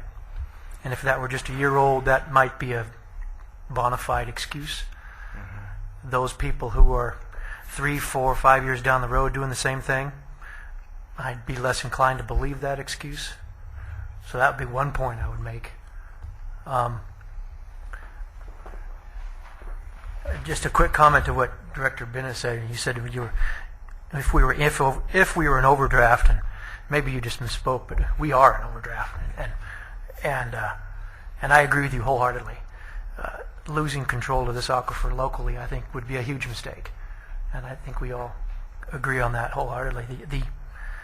We don't need adjudication here. We would like to handle things locally, as we've done with a lot of things, and so in furthering people to comply with what these rules that we've set up, the ordinance, that's important. We talk about a deadline, and I'm not sure we've had a hard deadline. We say that they're required to file in a timely manner. I don't know. That sounds kind of loose, not like a hard deadline to me. It kind of goes back to some thinking I've had for a long time that perhaps some of our ordinances and policies need to be reviewed and tightened up. And we do have nothing to do with county councilor, but we do have a water lawyer on retainer, SOMAC and SOMAC up in San Francisco. And I would just say, as an aside, that I do think that this agency should probably have one of their representatives review a lot of our policies and ordinances and make sure that we're not missing things by trying to kind of handle things on our own. And clearly we're getting into a point of evolution in this group where it's beginning to really take on what its true responsibility was always meant to be, to manage the aquifer, all the sub-basins, the entire thing, to manage and in some cases regulate it. And then just another aside, I'll just plug it while I got the mic on, is I really see this agency as approaching our duties as a two-handed approach, regulatory and facilitatory. There's a lot of concern right now about overpumping and about meeting safe yield, and those are valid concerns, and I really agree with it. And the agency has to follow through on those things to make sure that we continue to be valid and demonstrate that we are the agency in charge of protecting this resource. At the same time, we really need to be facilitating new sources of water in this area. And we've done a lot of work in that area. We really need to do a lot more, because it's my contention that given the growth of ag and M&I and all the stakeholders in the basins who pump, we've determined a safe yield number that I think is probably, and in my opinion, probably not attainable now. And so to continue to cut back, continue to try and regulate and clamp down on a group of stakeholders who are already unable to meet what we've decided is safe yield, that just tells me we need to develop some of these other sources, these saline sources of shallow water, recycled water programs. And so I really believe that 50% of our focus needs to be in that arena. So that's my soapbox speech. I just have one question. Yes, ma'am. This is with regard to I agree with the second part of what Dave said, but the first part, he said it just says in a timely manner. I thought it was February 1st, a firm date they had to file by. It is February 1st. That's pretty definite. Yeah, there actually are penalties and interests. We have not really forced that issue as much. And that kind of leads to what my comment is. I agree with the sense that you're hearing that we've got to get our handle around this, and if we don't, we will lose control of the aquifer. We are in overdraft. The 100,000 acre feet that Steve has generated probably would have worked 20 years ago, but because of the growth and everything else, I don't know if that will work, and so we have to look at new sources. I think all those things have to be done. Here's my concern about this one. We have 2 settlements right now on the books, 3 in fact, between the McGrath issue that came before us that we settled at essentially 100% on the dollar. We have the Miller issue that we settled. We have the Howling Nursery issue. These are big ticket items, and we knew they were big ticket items when we did them, and we knew that we would be setting a marker down and that we would have to make sure that what we do in the future doesn't upset those markers. My concern is, on any of these, is I don't know how it impacts those markers, and I want to make sure that whatever agreement we come up with doesn't upset what I think was a fair, reasonable, well-negotiated settlement to some very significant problems. And if by saying, okay, we'll retroactive efficiency and no harm, no foul, don't do it again in the future, whoa, what does that trigger in terms of 3 settlements I have on the books? Because I don't want to renegotiate anything. If, on the other hand, we say we're going to treat you like we have the big players, and we didn't charge them interest and penalties, and we negotiated some kind of payment plan, blah, blah, blah, blah, and my understanding in dealing with Al, and Al, you have to correct me if I'm wrong, it's true that when you negotiate a settlement, you're not binding to make all settlements equal to the previous settlement, but the truth of the matter is that we're beginning to lay down a process. And so my concern is, which of these, allowing the unpaid surcharges to stay on the books, I think that will undo what we've done in the past. That's unacceptable. To retroactively allow the filing and treat it as one, I think that is problematic for a lot of reasons. Those of us that have been paying on a timely manner, they've basically been using borrowed money at our expense, and that's not fair. Proceed to collect the surcharges. Do not allow retroactive filing. I think we're trying to make everybody an apple, and I'm not sure everybody is an apple. There are some oranges out there. And maybe because people don't know how to file efficiency and maybe don't understand efficiency, maybe that's the avenue that we go through to come up with another model of a settlement that is fair, consistent, reaches our objectives, and does not undo the settlements we currently have in place. And that's my concern. And I'm not sure I'm prepared today to tell staff, yep, do item number 2. I do like number 2, except the detail is in what is the penalty. Are we going to call it a penalty for failing to pay? Are we going to retroactively accept efficiency and then say, by the way, your penalties, you need to pay X percentage of that, but not to exceed X dollars. And because you're an efficiency kind of operator, you fall into this category. We have 7 M&I pumpers right now that owe us $269 that are not available for efficiency. In effect, we have the same agreement with Howling. He's not available. He's not eligible for efficiency, and if we came up with his methodology, he still had overcharged, and he's still paying a huge amount of money because the incentive, it's cheaper from a business standpoint to pay those than it is to find additional water. He basically is paying for that water. We have to figure out a way to stop that or disincentivize that. So I think that because we have potentially $13 million on the books, we have one domestic operator who's got $3,000, we got to come up with a plan that works for him or her or whoever that entity is. I don't know who it is. I don't want to know right now because it's irrelevant to my discussion. We've got some M&I operators that we're going to have to bring into compliance. How do we treat them? Which model do we use? And we've got efficiency operators. Which model do we put them into in such a way that it doesn't trigger opening up a whole bunch of unintended consequences? And that's my fear. There's just 2 things that I'd like to say. Number 1, every now and then I get reminded of the value of having debate. Because quite frankly, I hadn't viewed it that way. And when you said that, I went, that makes perfect sense. I had not thought about the 3 previous ones. I was only thinking, what's going to get us a good system for the future?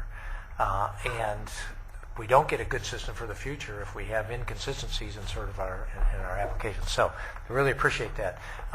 Don't have the details. My second question is, would any of the 3 that you've identified as the markers, would they have qualified for the the exemption, I'm drawing The a blank. efficiency. The efficiency exempt. Would any of those three have The qualified? the answer to that question is, and Rob, you're here and whatnot, the Miller issue was primarily moving water off of the basin. It was a different issue than efficiency. It's moving water in areas that he shouldn't have done outside the basin. So that one. Right, so that is a unique model, but there are other entities that were within our boundaries that may fall into that kind of model.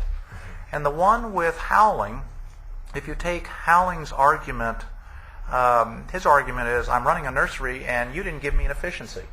And it's because it doesn't work because you're controlling 100% of your climate. Sure. And even if you went with his numbers, he's 10,000% efficient. How does that number even work? So he's paying he's paying surcharges on a schedule that we've agreed to. How does this fall into that category? I don't know, but I think that question has to be answered. And I don't know if it triggers a problem for you folks. So if I could, taking the time to just check that out, I think heck yes. makes a lot of sense. But it sounds to me, if it's possible that these people didn't qualify for, these first three didn't qualify for efficiencies, then you have the pool that we do have of these 72, at least ag side of it, because the others obviously don't qualify.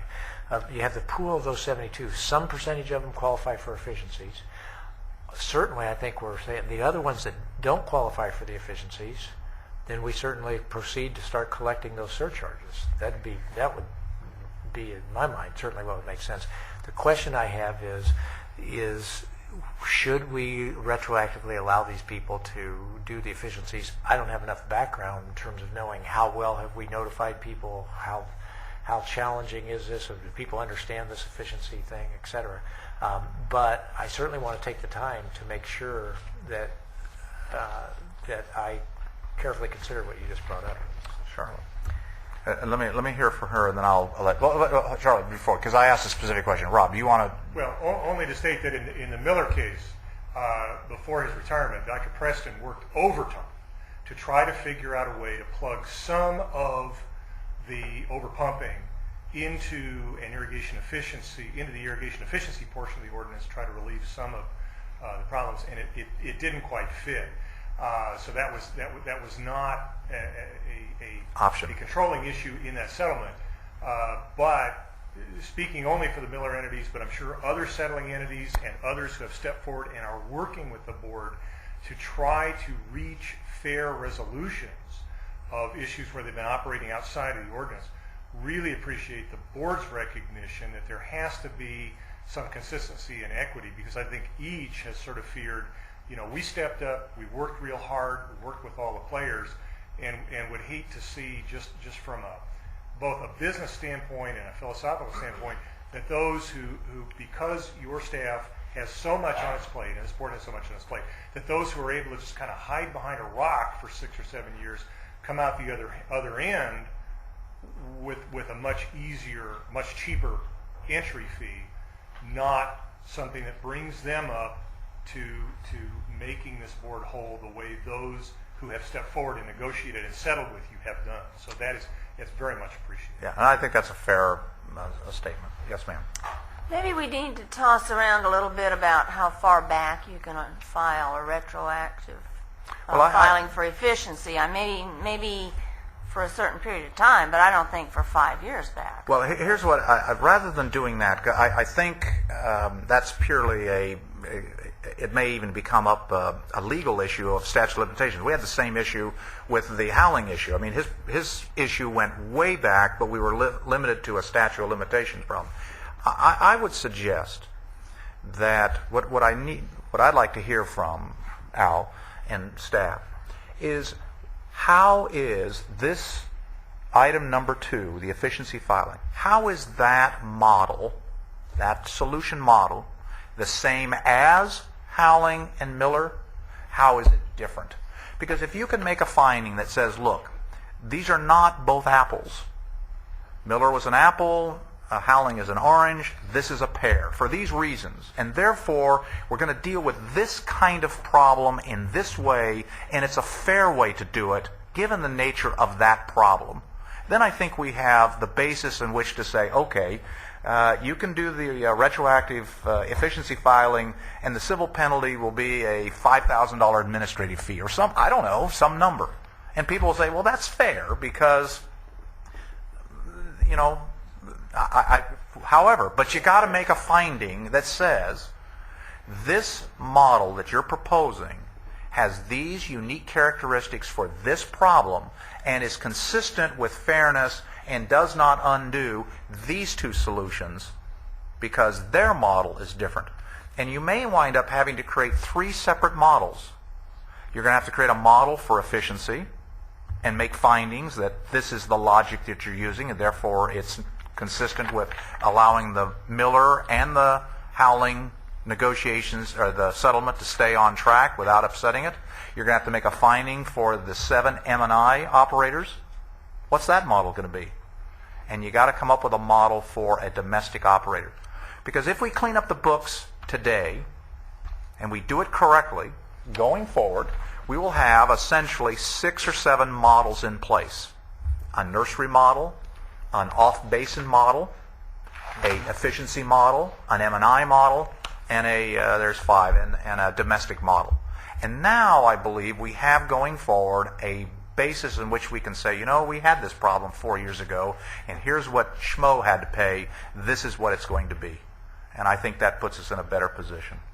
And I'm not prepared to tell you how to structure it, other than the fact that I don't think I have enough information to guarantee that I haven't created unintended consequences. Mr. Chairman, one of the things that I would like to add into it is intent. The vibrations that I get coming is that some people just did not understand the form, and I don't doubt what that's true. I mean, it doesn't mean you have to be a PhD to run a tractor, and so there can be people who didn't understand the form.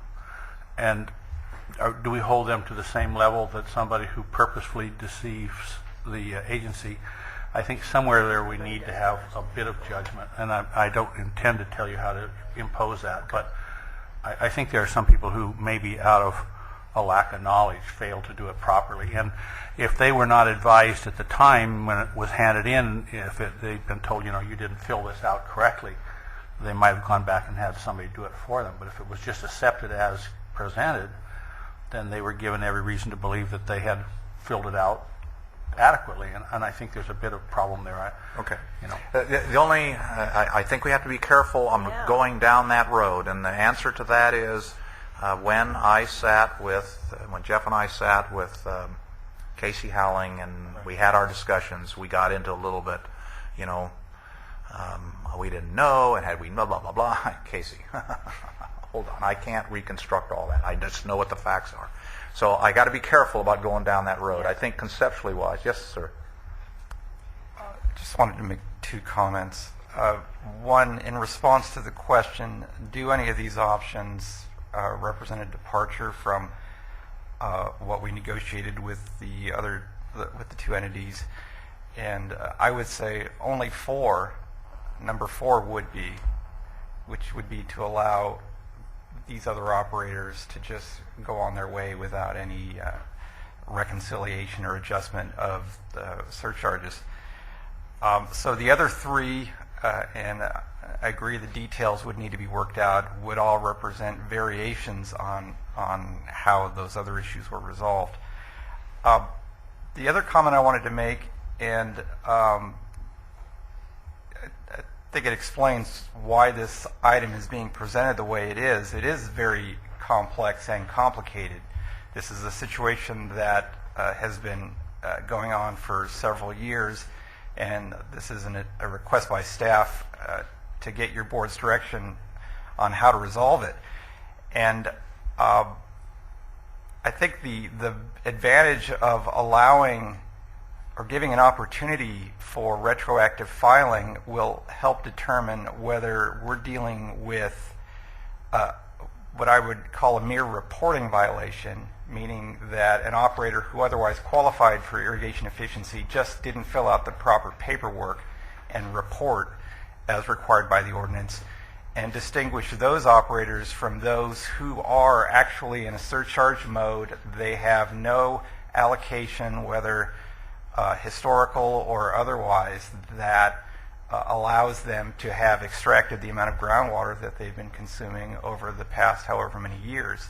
And so I think that would be the advantage of allowing this opportunity for retroactive filing. So you can segregate those two types of violations. And then once you do that, the board can make a determination as to what type of penalty would be appropriate. Certainly, a reporting violation is much less serious than a violation in terms of overpumping. So that would be something that I would intend to address if this item comes back. Okay.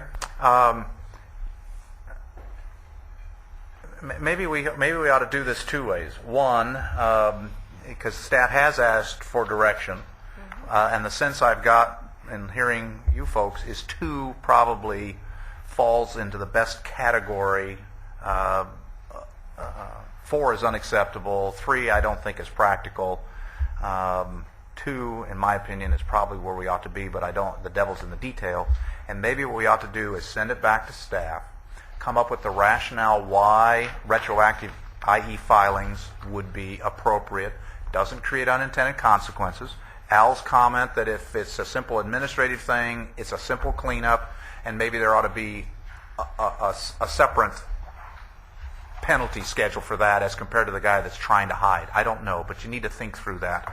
And in the process of thinking through that, as long as you and Al are comfortable and you can defend it, that we are not creating unintended consequences with reference to previous settlements, I think that's probably the basis of our next discussion. Yes, sir. If I could add, we're talking about one of the most important aspects of this, so I appreciate the dialogue, and I'm fine with that general direction to staff. I think if you look at it, what we have here are they've identified these 4 big options. I think we're narrowing it down, and now what I'd like to have is much more staff discussion about the advantages and disadvantages of option 2 and option 3, even though that's not practical. My guess is having that conversation will put the conversation about option 2 in perspective.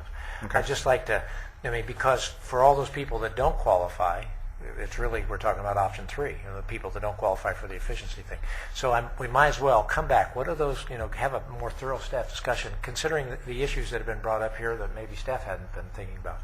The other thing I would add is, it seems to me, and I'd like to have staff not respond today because we're going overtime, but when you're doing that, if staff would give us a direction, that would be staff's recommendation as to what should be the principles that should be the guiding principles for us to move forward, so that we do have incentives for people to comply on time, to not hide, to not try to wait the time period out and all of that.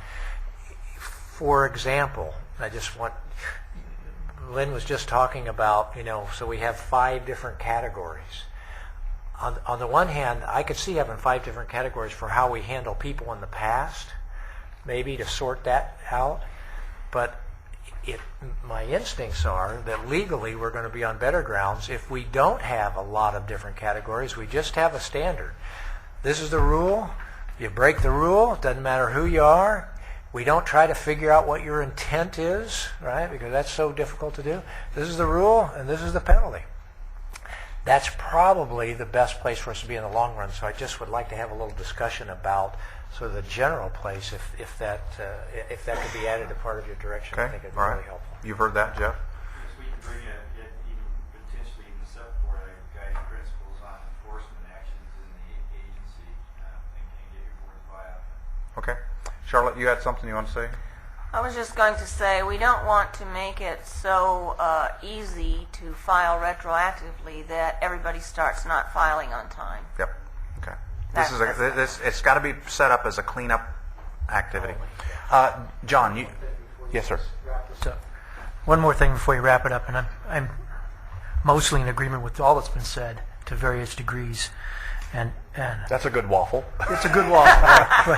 But I'm not so hot on the draconian approach of they violated, let's send them a big penalty notice. And the reason is because we don't have a history of acting that way. We have a history of being somewhat fair. Okay, great. But at the same time, I do agree with Director Bennett that in the future we ought to strive towards some sort of policy that is evenly applied to all, that we can all, see up front what it is. I would suggest part of the criteria, and when staff goes back and discusses this, is that, as I asked before, what quantity of those operators are recent non-filers? What quantity are those that have been non-filing for a long time? Right there is a real indicator of those folks who maybe just made a paperwork mistake. And secondly, what types of actions has staff taken in addition to sending out that initial notice that your GMA fees are due and you can file for efficiency? Have we gone back and said, oh, you missed the fact that you are overpumping your allocation? Are you sure you don't want to file for? Have we sent that notice out? Or was it just one notice that we just kind of, they made the mistake, they didn't file for efficiency, and so that doesn't seem quite fair in my respect. So those are questions I think that should be asked in terms of figuring out who are the real intentional violators and those who are just maybe not paying attention. Okay. John, did you want to say something? John Matthews, PVCWD. We don't really have a dog in this fight, but I just want to go back and remind the board that when you changed the ordinances, one of the things we really wrestled with was an operator versus an owner. This problem shouldn't be news to any of us. I mean, this has been here for a while. And I think some of this has actually been situations where we've known that people were in a surcharge situation and didn't follow up on them because in certain situations with small mutuals, they just weren't in a position to pay it. I go back to what Sam said today. In our agency, we see a lot of people move on and off the property. And I guarantee you're going to hear someone come in and say, I own the property, I got the notice, or it came to the office, but I sent it to the operator who's doing it, and they didn't do it for any number of reasons. And you're going to, if you don't do, I think, what you're all suggesting, what Director Bennett is suggesting, take some time on this one. Make sure you get this one right. This is a big number. This is a big issue. And it's not something that's a surprise to anybody here today, I don't think. Maybe the number is. That was a big number when I saw it. I didn't think it was that big. But this is something you got to get right. And so I think it's important to take the time to let your staff do their job, come back to you with a well-thought-out plan, be it 5 options, 1 option, 1,000 options. Get it right, because it's going to affect us way down the road on this. All right, thanks. Anybody else want to speak on this issue? All right. All right. Anybody else? Yeah, I just want to respond to one thing. That we are in agreement. You talked about your comments about you don't want to just drop the hammer. I have a sense I want to be flexible for the stuff in the past, so that we can be more consistent in the future. Trying to so that fairness and the devil's in the details, right? Okay. I think we've had a great discussion. And I think we've given staff some direction. Obviously, we're not going to make a decision today. We've signed it back to staff. And is staff clear on what they're being tasked to do? Yes. Okay. All right, good. Thank you very much. You're welcome. Okay. It's administrative items. Move to receive and file. Okay. Remove, receive, and file. Second. All in favor? Aye. Opposed? Hearing none. And is there anything else I have to do? Do I have to sign anything, Tammy? Do I have to sign anything on this howling thing now that it's all been approved? It's all been done, right? Okay. Anybody in the audience? Rob, John beat you. He was up here twice. You were up here once. You lose again. Rob, it's good to see you. Come back down from Sacramento a few more times, huh? All right, guys. Thank you much. Sorry it went longer than 14 minutes. I was shooting for 14.